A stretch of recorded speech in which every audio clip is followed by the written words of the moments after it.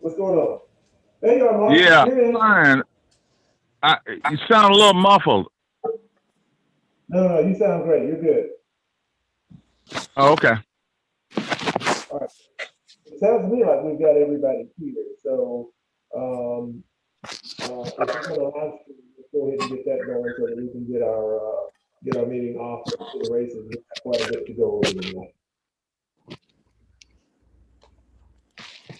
Are we live, Lynn? Do we know?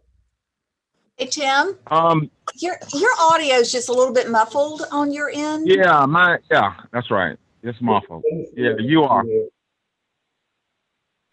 Is that any better? No? No, not really. Is that any better?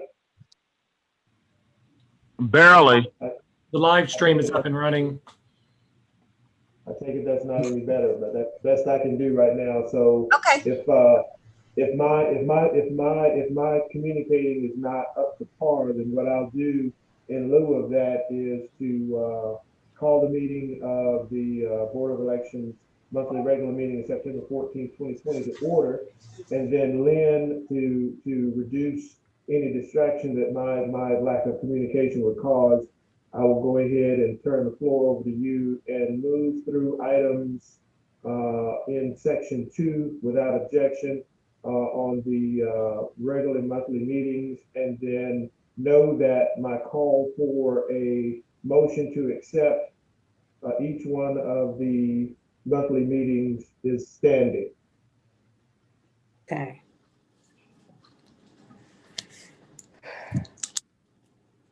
Okay, so Mr. Chair, we'll go through then, and I'll just ask one of the board members if you have, in fact, looked at the July 13th, August 3rd, and August 19th minutes.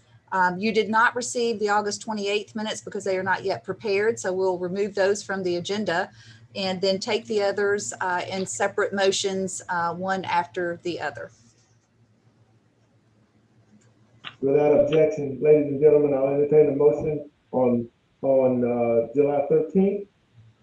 I move that we accept the minutes from July 13th. Second. Been properly moved and seconded that we accept the minutes from July 13th. All in favor? Aye. Aye. August the 3rd, regularly called meeting minutes. So moved. Second.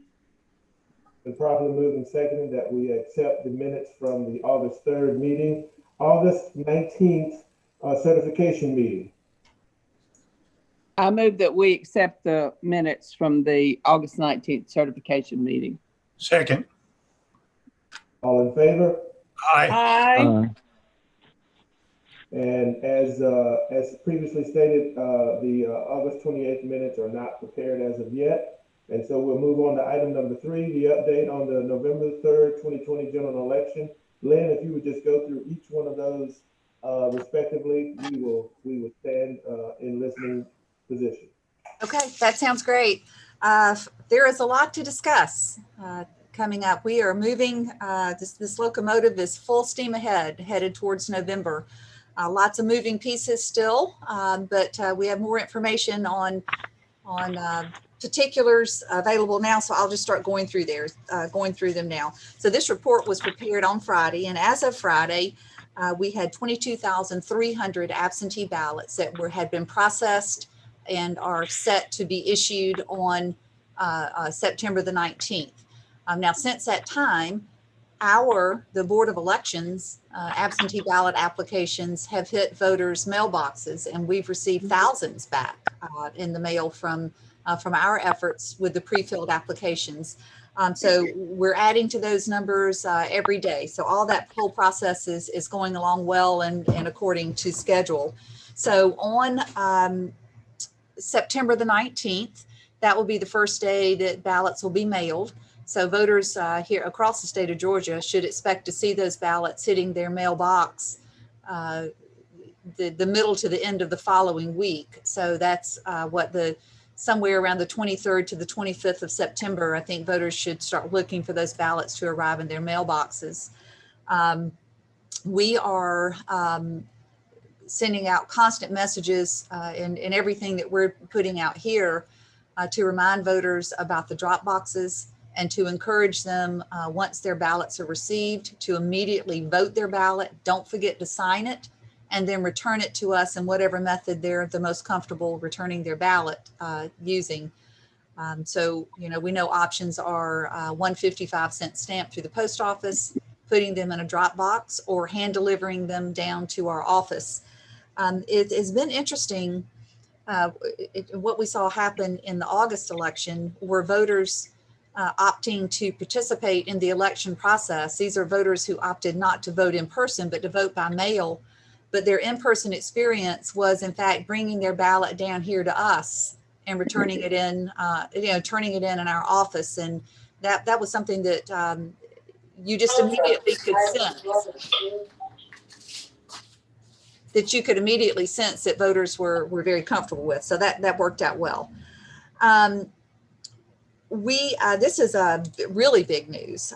Counties have been given the option just a little bit of background. You'll recall that the Secretary of State was fully funding the initial mailing of absentee ballots. So all of our rollover ballots or any other ballots we had queued up, the Secretary of State was sending those out and paying for that all the way. Then beginning with the next mailing, the cities would be paying for that and stuffing and packaging and putting postage on them ourselves. So the Secretary of State's office has made arrangements for for counties to opt in to the state contractor who's mailing the absentee ballots for the Secretary of State's office. The cost for their packaging the ballots for us is $1.40 a ballot. And considering that it costs 70 cents to send them out, postage plus a 35-cent ballot going inside each one, it's a no-brainer for us to pay $1.40 per ballot and have them printed, stuffed, and mailed out from this vendor. So we have opted into doing that, and that will cover the time period from September the 20th through October the 16th. So beginning October the 17th, counties across the state of Georgia will resume the full responsibility of sending out their own absentee ballots, including the packaging and putting the postage on them and whatnot. So that's the plan for all of that. And Mr. Chair, I'm just going to roll on down through these bullet points. Is that correct? Yes, yes. All right. All right. So the next thing I wanted to talk about was verifying the absentee ballot applications and ballots. The chairman raised the point at the last meeting about the questions that we all get, I'm sure, about exactly how it is we verify applications and ballots when they come into us for verification. And so I'm gonna speak to it for just a minute, but also I'll say that we're working towards developing at a minimum a PowerPoint that we can put on our website that has all this information in there. But basically, I think it's important to understand that verification of the signatures and the information on the absentee ballot application is nothing new. I've been director here since 1993, so at least over the last 27 years, this is the process that's been in place in the state of Georgia and in the process that we've used. So we often get asked, well, how is it that you do that? How do you go about verifying signatures? And, you know, not to simplify it too much, but basically we have a piece of paper in our hand, which is a voter's ballot, and we bring up documents that the voter has signed and previously submitted to our office, including their voter registration application, and we just look at them and say, yep, that looks like a good match, you know, and we let it go. And for 99.9% of voters who submit applications, that process works great, and it is very evident when you look at the signatures that it is the same signature. Now, we recognize that voter signatures change over time, but generally speaking, even though a signature may become more shaky or more difficult to read, there are still similarities that you can discern without a whole lot of effort in the way people finish up their E's at the end of their name, or the way that the letters are slanted to the left or to the right. you know, there are similarities in signatures, even when it's a wacky scribble like people put on their driver's license. You can still, for the most part, discern similarities enough such that we're comfortable sending out the ballot. Now, what happens if we can't? What happens if we determine that it's not a match? The ones that we determine are not a good match, which are very few, by the time they get to my desk, they've gone through a couple of other employees who have verified these documents. And, you know, the first person will look at it and say, well, this doesn't look good to me. What do you think? And they'll show it to a colleague and they'll look at it and they're still not satisfied with it. Then it comes to my desk and I'll look at it and make the final determination. And if after those passes, we decide that it's not a match, then we immediately contact the voter and with an opportunity to cure whatever their technical defect is with their ballot, whether that is a signature that doesn't match or whether that's a signature that's just missing and not included. And the way that's done, and you all will know this, but the way that's done is a new law that was put in place following the 2018 elections. It provides that we send voters in this situation an affidavit that they can use to cure the defect on their absentee ballot, even if the defect is no signature at all. Executing that cure affidavit will do exactly what it says. It cures it and it solves their problem and allows us to be able to count their ballot.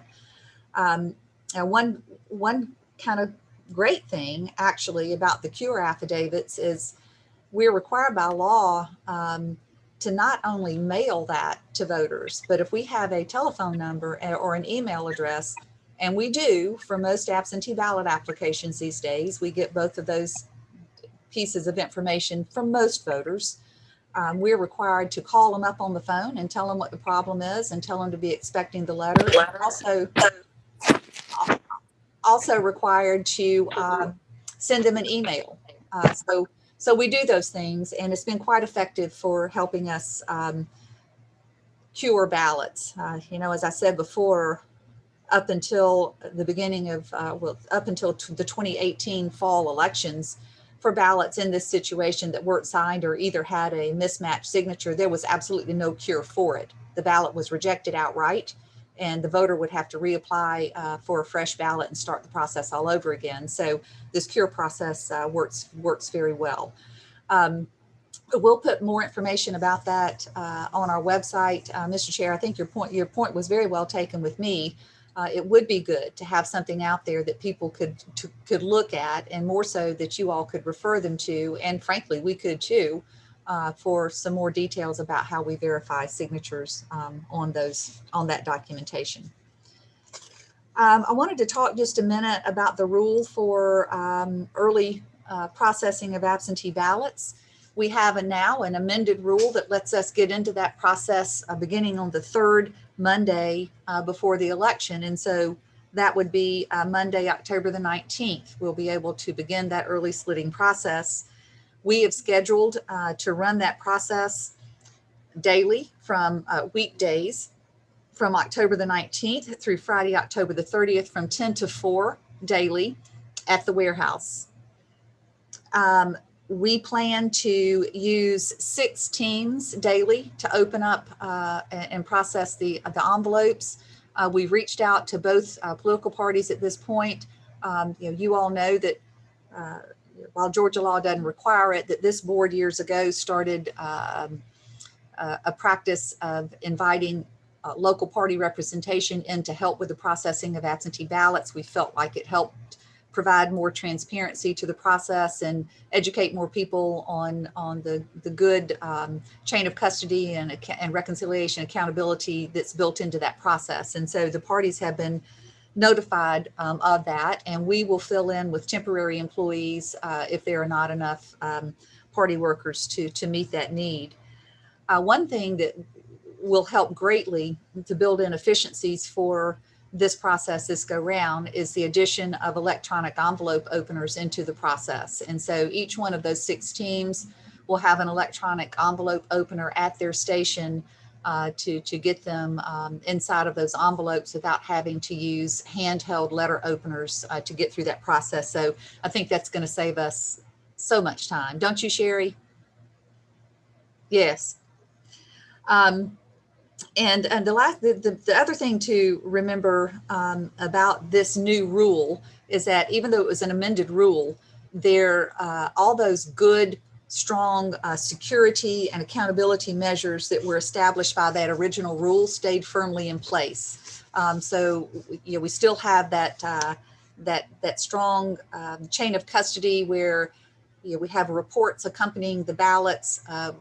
We know how many ballots are expected to be in each bundle. And so and that's predetermined before the processing teams even get their hands on them. And then they verify that that stack, in fact, contains these certain voters' names. And, there's a good check and balance with that whole process. And then once they get the ballots out of the envelopes and the ballots move to the next workstation, which is where the ballots are scanned, again, they're counted and verified that if the envelope opening team said that they sent 50 ballots over to be scanned, that there are in fact 50 ballots that have been scanned. So there's good chain of custody all the way through with those, and those rules stayed firmly in place. Moving on to the absentee ballot drop boxes, we have had an opportunity to purchase one additional drop box through a grant. We would like to move forward in doing that, and the utilities department, the Southside Service Center located at Peach Orchard and Rozier Road has offered to let us come in and put the ballot drop box there at their facility. It's really no cost to us other than adding one more fairly inexpensive I won't even say camera. The Marshal's Department is loaning us the camera, so we just have to put a memory card in it that we can take out and keep for the records retention area time period of 30 days after the election.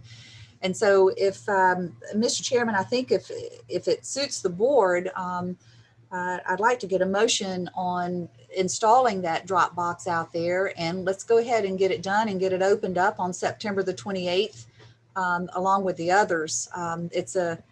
It's an area that's, kind of far removed from any of the other drop boxes. And I think it would be a good, secure spot for us to establish one additional drop box. Any objection? None, Mr. Chairman. I'll accept a motion. Mr. Chairman, I move that we move as quickly as possible to give the director the latitude to go ahead and to put the new drop box in place. Second. Is there a second?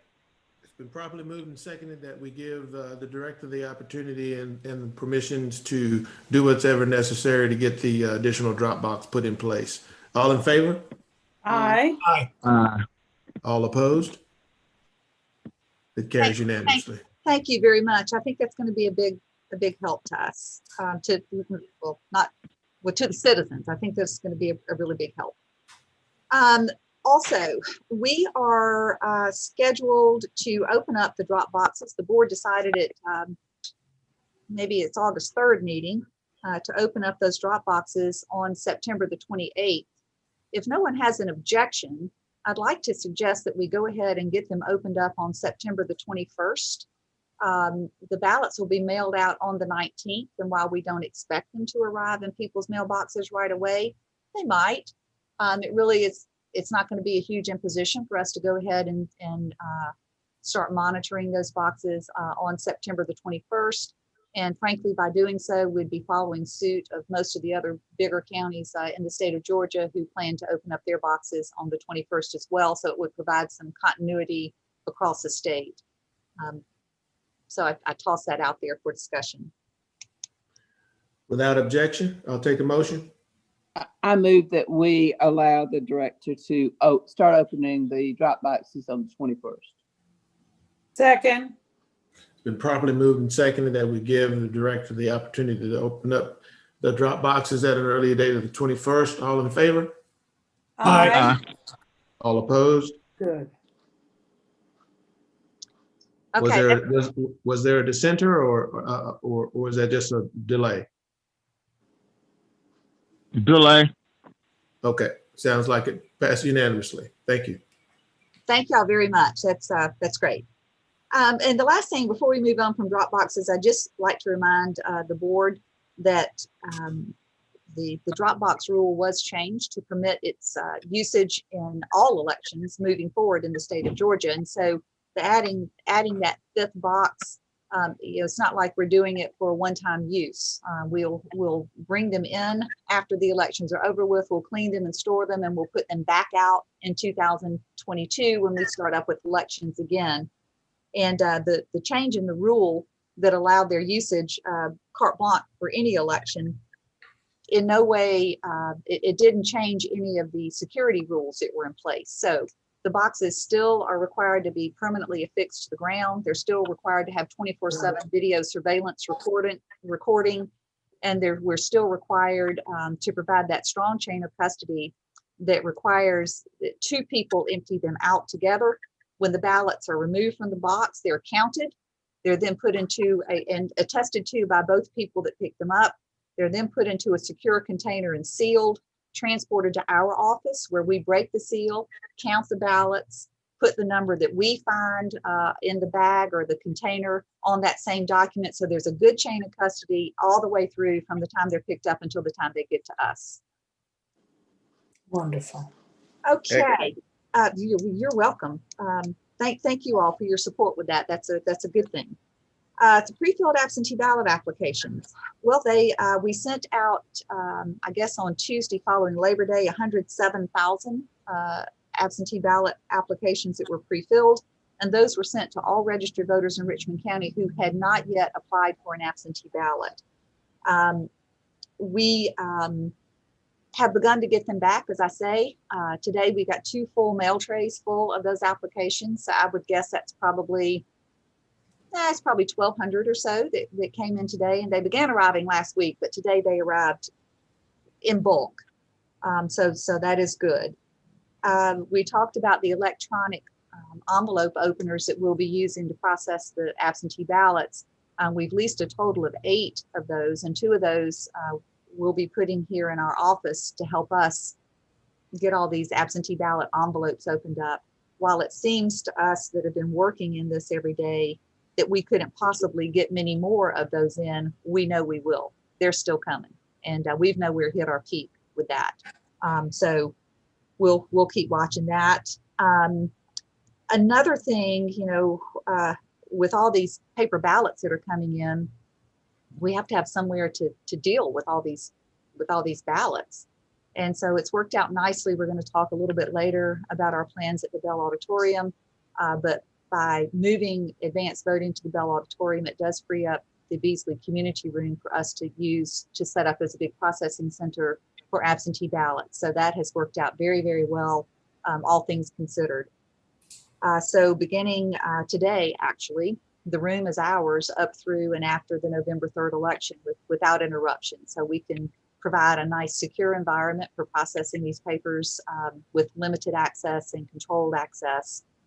So we're in the process now of getting all that set up, and we'll soon have a team of around 8 employees down there whose sole job it will be to open up envelopes that contain absentee ballot applications, process them, verify them, and get them ready to go out in the mail. In a few weeks after we send these ballots out, their focus will change a little bit.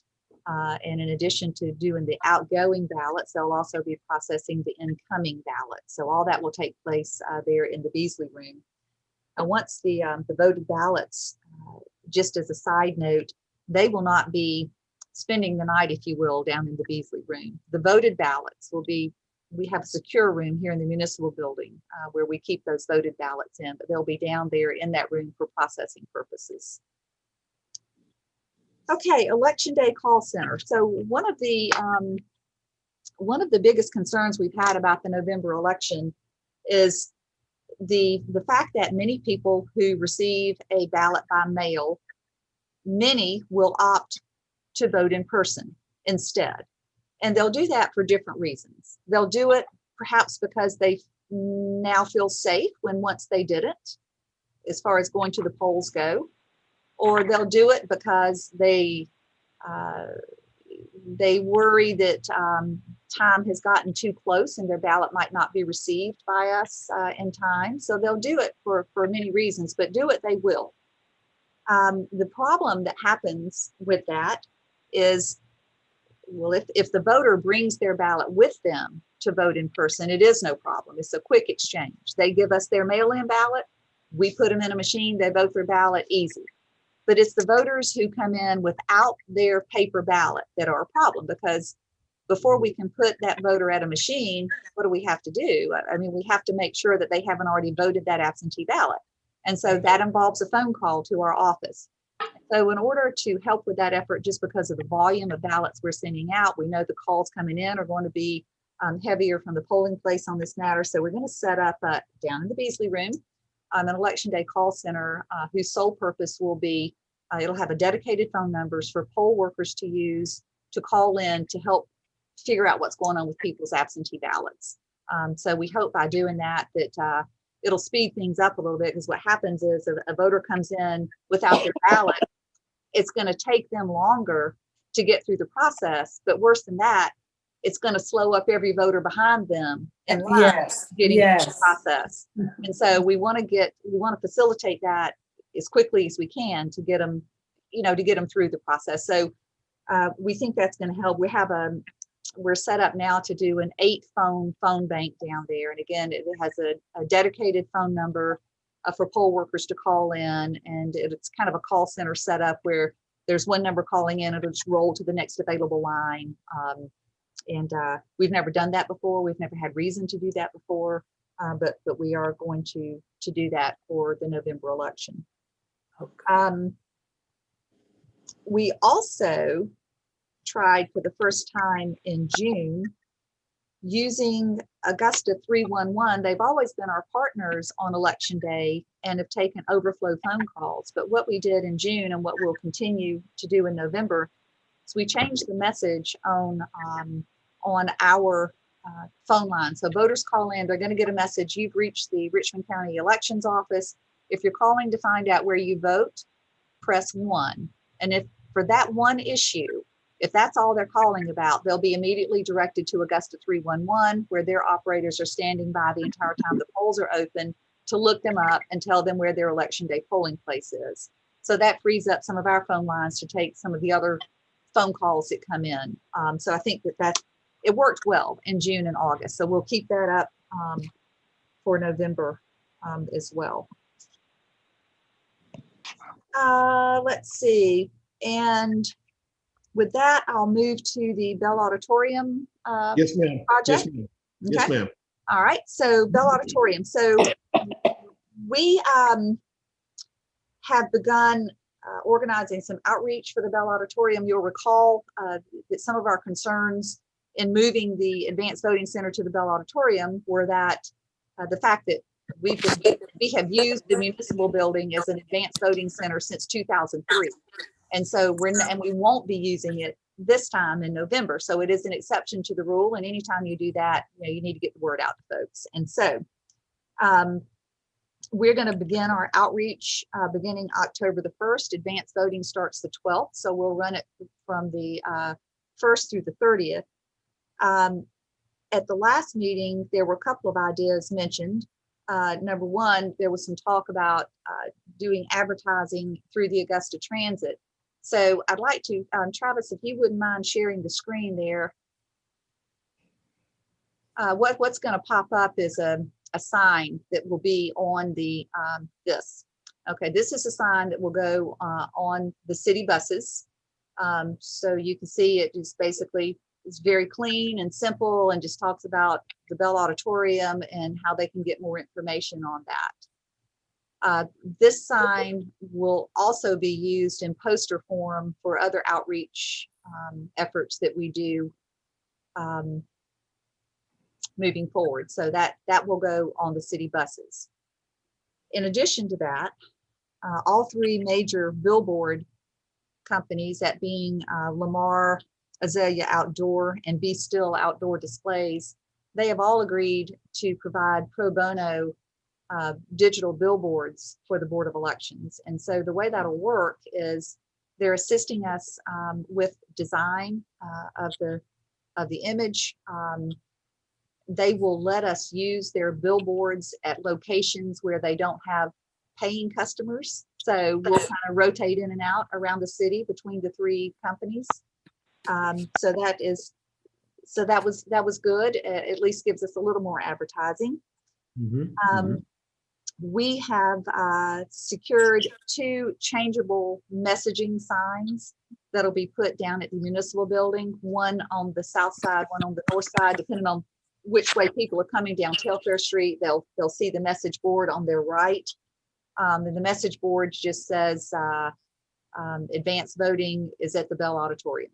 And it's a 2 message thing that will come up and hopefully catch people before they park their car.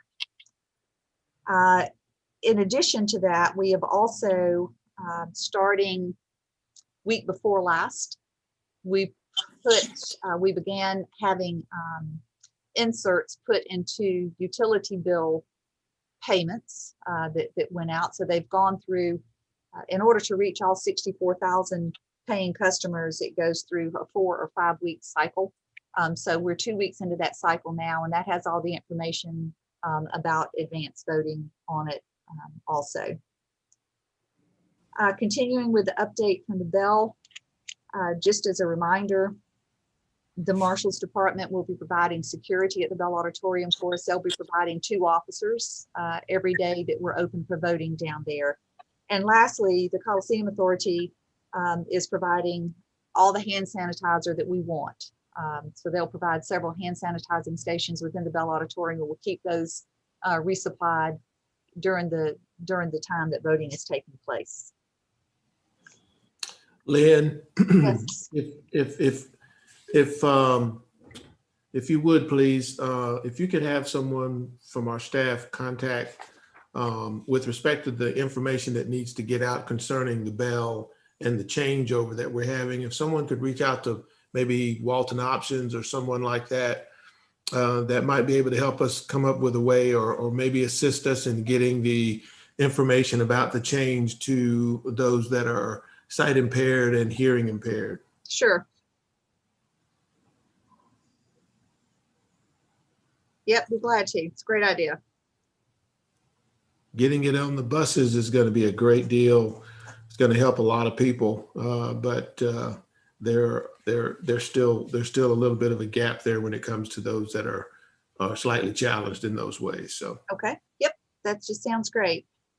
I've got a few other things. Shall I just roll on? yes, ma'am, please. I'm just gonna roll. I'm sorry, was there a question? No. Okay, I wanted to talk just a minute about poll worker training and recruitment. So poll worker training will start on September the 22nd. And we're going to run dual training with this election. And what we did in June and in August, we brought in the people who work on the equipment. We brought them in person and gave them training so they could get hands-on. But the clerks we didn't bring in. But we need to bring them in. So we're gonna bring in the clerks as well. At the warehouse, we will have 19 small classes with 20 people in each class, where they will go through the process of opening up and closing down the voting equipment and get some general training information on other hot topic issues that are germane to this election. Then we will have 9 larger 40-person training sessions that will be held down here at the municipal building in the commission chambers. With that training, we'll have about 200, close to 300 people coming through. That's 174 prospective clerks, and then the 110 high school students will be coming through for that training as well. We have worked with the Georgia Cyber Center and Augusta University to have poll worker opportunities posted on their Handshake portal, which is what they use to post job options or opportunities for students. We've had a fair amount of response to it, so that has worked out great. And lastly, but certainly not least, the Georgia Secretary of State has developed an online portal for people to use to apply for working at the polls. And to date, we've received approximately 300 names through the Secretary of State's portal. So it's allowed us to build a nice reserve list. We think it's going to take around 430, 450 people to man the polls at this election. And so we'll get, we'll have 500, 520 or so come through for training. And then we have that nice little reserve list built up too. So I think I feel like we're in pretty good shape. I'm not panicking over that one particular thing. So I think we're okay with that. Next thing, you'll all recall the CARES Act funding grant that the city got and approved the expenditures for the elections office. Late last week, I guess first part of last week, we were made aware of the fact that CEO and Facebook, Mark Zuckerberg, and his wife Priscilla donated $300 million to a nonprofit with the sole purpose of promoting safe elections in America. And the way I found out about it was through my colleague in Fulton County, and Fulton County had applied for and been approved for a $6.3 million grant through this program. Wow. So we sent a grant proposal in. Much of it was duplicative of what we had put in through the CARES Act funding. But if we can get funding through an alternate means, and that frees up some of the CARES Act funding for public safety and other issues that are important to the city of Augusta. So I'll keep you posted on that. And we'll see. The grant application was submitted last Wednesday. So we'll keep you posted. But in the meantime, we're certainly moving forward with all of our plans pursuant to the funding that was approved through the CARES Act. And, now that funding, the funding that we had through the CARES Act, when we initially put in for those dollars, I know that a portion of that pertained to the absentee balloting that we would have access to, but the additional funding that it's going to come out of our budget, $1.40 per ballot, is that something that we might be able to recapture through those funds? It is. I think so, Tim. And the great thing about that $1.40 per ballot, it's not costing us anything to do that because we had already budgeted 70 cents for the ballots and 35, for the printing and all that stuff. So, but when I say that, I will say this: when we did our budget in 2019, while we had planned for all this, we had planned for a volume of around 12,000. We never anticipated it would be 40,000 strong. So, yes, exactly. So, so certainly it would cover that. Okay. So I'll keep you posted on that. And you're most welcome. The last thing I'd like to say is to talk about our space assessment. I've already mentioned that because we're not using the Beasley room, that we're able to use that as an absentee ballot processing center. So that has been a huge load off to have somewhere to manage all of that. We have found a storage space thanks to the Board of Education for our voting equipment. And so it's at a secure building, a newly renovated building that they aren't using, that's located on the Butler High School campus. This building is around 12 to 13,000 square feet, state-of-the-art security, new heating and air conditioning, new roof. It's a beautiful building. And that was built in 1968, but it's a nice, strong brick building that's been completely remodeled. And I've actually am very familiar with that building because in 1978, when I was at Augusta Tech, it's where I took key punch classes. So it's been around for a long time. But it's available to us now. We're planning this Thursday to go ahead and start relocating our voting equipment over to this facility. And that's where we will, moving forward, test and deploy our voting equipment. This building has multiple exterior doors, so we can load many trucks at one time. And we think it's going to build efficiencies into the process that will make it so very much better. Not to mention the fact that we will grow from having all this equipment crammed into that 5,000 square foot warehouse and crammed in there to the fact that we're having to play Tetris to barely move around to this nice, big, spacious facility to use. So I'm eager to get you guys out there and let you look at it, because you're going to be excited about it just as we are. So we're ever so grateful to our partners at the Board of Education. They provided that space to us at no cost to us as far as rent goes. We'll be responsible for paying the utilities. Yeah. But outside and small maintenance, like changing light bulbs and air conditioning filters and things like that. But major maintenance will be taken care of by the Board of Education. We're also going to be responsible for keeping up the grounds around there.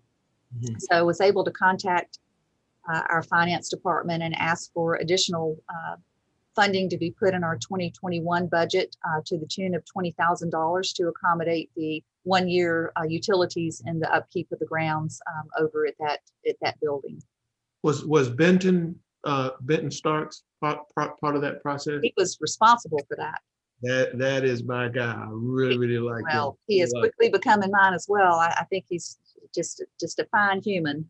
But no, we looked at. I mean, they've been over backwards for months now to help us find some storage facility in Bacon Elementary Schools, and we were looking at different places like the National Hills Elementary School as an example, which is now vacant. But between the time we started looking and now, that's where they've moved their virtual training setup is now a National Hill School. So that was no longer an option for us. And we looked at the Windsor Spring Elementary School, which was also vacant, but it had a few issues. It would have been okay, but it had a few issues. And then we went to look at this building over at the Butler campus, and it's just perfect. So I'd like to thank Benton and Board of Education on the record for their assistance here, because that sounds wonderful. Absolutely. And the superintendent has been so very supportive of our office from the moment we walked through there in February, asking to develop this collaboration for student poll workers, up until recently, hammering out the details on this agreement for our storage. They have been wonderful partners all year long to us. Fantastic. Yes. Great. Yes, it is great. So for the time being, we will keep our warehouse facility as is. We'll use it for training. We'll use it for early splitting of absentee ballots. We'll use it for tabulating in the same way that we do now. And we'll keep all that in place at least through the January or the March election. At some point, we may consider a full move over to this building. Now, it is important to note that this building is ours for only 4 or 5 years, at which point it's scheduled to be demolished in the development of a baseball field complex over on the Butler campus. So we still have our funding request in place for SPLOST to build or remodel a facility for us to use on a permanent basis, but at least this move gives us some breathing room so we can push on and do the jobs. Sounds good. All right, very good. And then there were just a couple of other things on the agenda, other rules and things that have gone into effect that I'll just touch on, and then I'll be glad to answer any questions. We've been through already the process for the mail-in absentee ballot applications. We talked about the signature verification process and the cure forms that go out and whatnot related to that. And I think that the big takeaway with that is to keep in mind that even though the rule for early processing of absentee ballots has been changed to give us an extra week to process, which is absolutely necessary, all of those strong security measures that were set in place are still there. So we still have that strong accountability and transparency to the process. The monitors are still there to be able to be appointed. Members of the public can come in to the extent that we can accommodate them to see the process. No secrets going on there. We do have to provide a very secure environment. Any of you who were out there during the time when we did this in June and August will know that your cell phones go into an envelope at the door, and we keep them until you leave, because you cannot record electronically in there. So no filming, no media cameras, nobody snapping off pictures, none of that stuff. It can't be done. But it's a very strict and secure process that's in place, and that did not change. I'd like to also mention the absentee ballot application portal. So the Secretary of State about 2 weeks ago announced the opening of the absentee ballot request board portal. And so it's found at the website is ballot request, one word, ballotrequest.sos.ga.gov, ballot request. And you can also get to it from the Secretary of State's website. But by using that portal, voters enter the portal in much the same way that they do when they are registering to vote online. So it requires your driver's license number, your date of birth, and your personal information to get into it, to have access to it in the first place. And once you get in there, you then go through a series of screens where you fill in your information. You put in there where you want it, where you want your ballot mailed to if you're out of town, and all those things. And then you submit it. Once the applicant submits, they immediately get an email sent back to them from the email address that they've included that tells them your application's been submitted. This is the My Voter page where you can go check its status and track it all the way through. So it's been great. The last count, we had received probably 700 or 800 through the portal since it opened 2 weeks ago. So voters are using it, and it's a pretty seamless process for us from our end, because we can import that information. It goes straight into our big master system. And so for us, it's just a couple of clicks away from actually issuing that ballot. So it's that has worked out very well.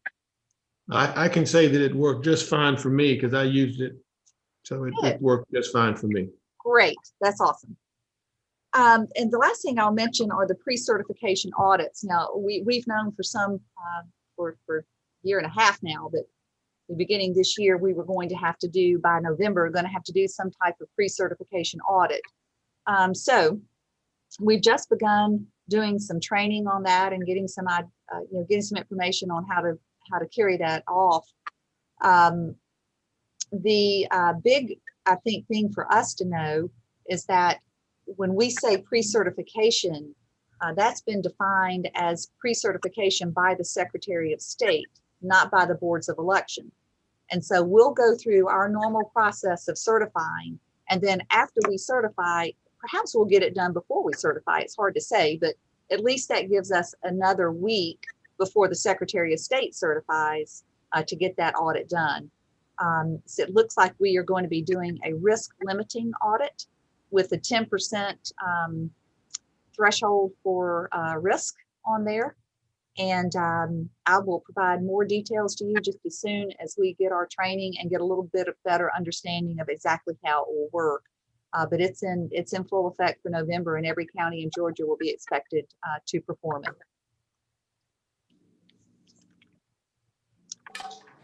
And that was a lot to say, but that was a lot. That was a lot. And I'm sure, Lynn, you'll probably send out the actual code that's associated with that. I took a look at that online, and it's pretty self-explanatory. Nothing out of the ordinary. Just a basic test to make sure that your system is counting what it's supposed to count, and that it's not having errors that need to be corrected. So that's exactly right. Yes, and I'll be glad to send big or some huge change that's coming out of the Secretary of State's office. It's just a redundant test to make sure that the systems that we're using to count the votes in Georgia, especially at Destin Richmond County, that those machines are running properly. So that's exactly what it's for. And yes, and so the way I understand it, the Secretary of State's office will use some type of algorithm to determine exactly which ballots are going to be pulled for audit. And they will also determine from which precincts they come. And it's all of that's decided in advance. And a lot of it depends on, they'll choose a particular race at the onset. And depending on the margin of difference between the candidates in that race, it will determine how many ballots you pull for audit. And so there's some variables built in there too. So, so anyway, we'll share more on that as more becomes available. Mm-hmm. Questions for Lynn? No. So we've just completed the major items on the agenda, finishing up item number C, which was the pre-certification audit. Moving now into old business. Any old business? Mr. Chairman, yeah, this is Terrence. I wanted to ask, I just needed to ask Lynn regarding the situation of people voting twice. We didn't have any such incidents in our precincts or during this past election, right? Not that I'm aware of. We've not been Okay. notified by the Secretary of State's office that we had any issues, and we are not aware of them firsthand on our end. Now, Okay. you know, I know that we have, I think, or we have a good practice in place for managing that. You know, basically, if a voter comes in without their ballot, unless the poll worker can reach our office and confirm with us whether or not that person can cast a ballot at the polls, then that person casts a provisional ballot. And then that gives us an opportunity to look after the fact, you know, after the election's over with, to find out if their ballot made it back to us or not, and proceed from there. So, you know, assuming the poll workers followed all their procedures, I have no reason to think that they didn't. We should, as far as I know, we're okay. So we'll see. I know that the report indicates that there were 100 counties out of 159 that had problems. So the odds are that we may have had, but if we did, I'm not aware of it. Yeah, I was just inquiring if you had heard anything. That was all. No, sir, I have not. I have no word. Yeah, and so again, Mr. Chairman, I was going to have a second question, but the director did answer it by saying the procedure that we're using to stop the voting twice piece, and that if there's any question about that person's status, especially if they have an absentee ballot, that the provisional ballot is going to be the route to go. Yeah. That's right, and you know, I can't say it strongly enough. Okay. Or I can't say it loudly enough to voters in particular who have asked for a ballot by mail and then decide to vote in person. If you have your ballot, bring it with you. It will be so much easier for you and everyone else involved if you do that. So that, you know, even better, go ahead and vote it and put it in a drop box and just go ahead and vote your ballot. If you get one through the mail, just vote it and put it in a drop box and get it back to us. So. Okay. Because, Mr. Chairman, the reason why I brought that up is because, you know, I've been contacted by several organizations and members of the public, even folk out of state, who are concerned that that situation is something prevalent in Georgia or something, I don't know. But the issue is that I'm just trying to make sure that we get it on the record that we're trying to educate the public that we, A, have safeguards, and B, we want them to know their proper options as far as voting. Yeah. Well, duly noted. And is there any question about that process by any of the board members? No, sir. Concerning that process? Okay. No. All right. Just want to make sure we're all clear on that. Is there any other old business for the good of the board? New business, anything new, anything that anyone has to bring for our benefit? Mr. Chair, I'd just like to remind the members that our next regularly scheduled meeting is October 12th. So Monday, October 12th. And right. If something comes up that needs to be addressed before then, I'll be in touch. I see that there was a hand raised by Ms. Brown. And it's not really business. I just want to congratulate grandmother over there for her twins. Thank you. What a precious gift. Yeah, I was glad to read that email on Sunday that they were out of NICU. That was yes, that's huge. So in fact, I'll be out of the office Wednesday, Thursday, and Friday. So I'm heading up to meet these two little precious nuggets. Okay. Fantastic. I know that's right. Well, Thank congratulations again. Yeah. Thank you very much. That's good new business. I'll take that as new That business. is good. Oh, thank you. All right, there being no additional old or new business for the board, I'll entertain a motion to adjourn. So move, Mr. Chairman. Second. We got a movement and a second that we heard. So let's do it. All in All favor? right. Aye. Bye. Awesome. Good Thank night, you, guys. everybody. Good night, everybody. Thank you Right. all. All right. Talk soon. Safe Okay. travels, man. Safe travels. Thank you so much.